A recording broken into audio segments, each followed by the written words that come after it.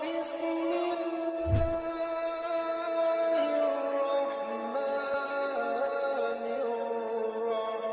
104 تمہارے رب کی طرف سے تمہارے پاس بصیرت افروز یہ قرآن یعنی یہ دلائل آ گئے ہیں.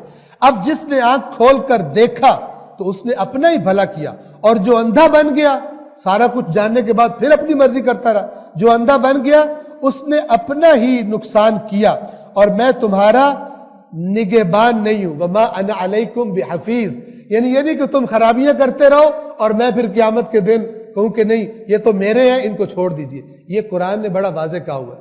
غلط تصور شفاعت، ایک شفاعت برحق ہے، ایک غلط ہے کہ ہم نے تو مان لیا ہے مولا کو، اب جناب وہ جانے اور اللہ جانے. یہ غلط ہے، باطل ہے، خلاف قرآن ہے.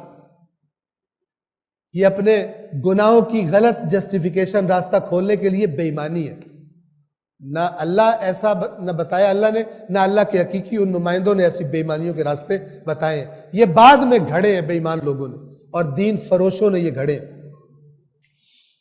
توجہ کیجئے آیت نمبر 105.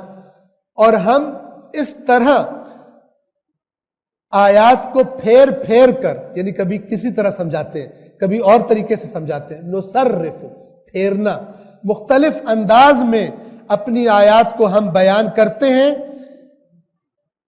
تاکہ وہ یہ کہیں کہ آپ نے پڑھا دیا. ٹھیک ہے نا، یعنی آپ نے اچھی طرح بتا دیا. یعنی رسول پاک جو قرآن بتا رہے ہیں وہ کہیں کہ پڑھا دیا، اور اس لیے بھی کہ ہم یہ بات اہل علم پر واضح کر دیں. 106 آپ کے پروردگار کی طرف سے آپ پر جو وحی ہو رہی ہے اس کے پیچھے چلے. رسول پاک کو حکم دیا جا رہا ہے یعنی اس قرآن کو فالو کرے. اس کے علاوہ کوئی معبود نہیں، اور مشرکوں سے کنارہ کش ہو جائیے. یہ خلاصہ ہے دین کا. اللہ نے جو حکم دیا اسے ماننا ہے، اور اس کے علاوہ کسی کو معبود نہیں ماننا، اور مشرکوں سے، ہر قسم کے شرک کرنے والوں سے اجتناب. یہ ہے خلاصہ توحید، خلاصہ دین اسلام.